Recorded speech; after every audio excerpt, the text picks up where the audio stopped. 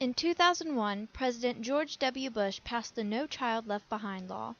This law states that all schools must test their students through standardized testing. While it is important for the United States to hold students and teachers accountable, this system does not work. Modern standardized tests do not accurately measure student achievement. I asked several teachers about their thoughts on the problems with the testing system today. I started with Mr. Smith, a social studies teacher at Winfield High School. Well, I think money is the problem. It's terrible motivation for teachers. The federal government is threatening teachers to lose an important resource if they can't properly teach their students. It even led to cheating scandals in 2011 with teachers fudging the scores of their students. How do you propose we fix this issue? Well, the government wants to tie money to scores, so why not look at other schools that score poorly and use the money to help them? Also, teacher pay isn't that great, so maybe that money could be used to increase their salaries. Tying federal money to test scores is a problem with standardized testing.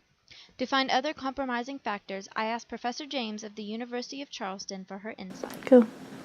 The issue is that companies that create standardized tests set the students up for failure. The companies are looking for score variance, and when they do studies for the tests, they look at what percentages of students answered each question correctly. Questions that are answered correctly by a majority of the students are taken out, but those are the materials the teacher emphasizes in class. Students don't pass the test because the tests don't allow them to pass. Standardized testing sets students up for failure. I asked Ms. Facemeyer, a math teacher at Winfield High School, for her insight on what is wrong with standardized tests. Almost all standardized tests are multiple choice. It teaches kids that there's only one right answer, when there could actually be several answers to a problem. Tests like these also make kids lazy. They want to find the quick and easy answer. There's no work to find the best solid answer. Standardized testing endorses shallow thinking. While doing research, I found many ways that standardized testing was beneficial. I asked the social studies teacher at Winfield High School, Dr. Kiefer, about these points.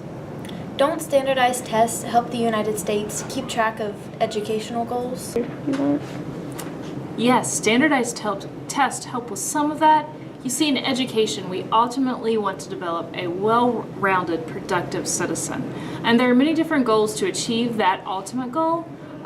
We want students to learn creativity, self-discipline, endurance, resourcefulness, compassion, and different things like that.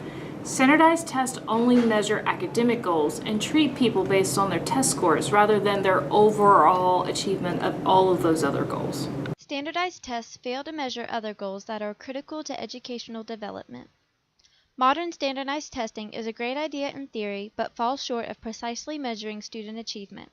An abundance of pressure has been placed on students and teachers related to test scores. Standardized testing needs a transformation for students to succeed.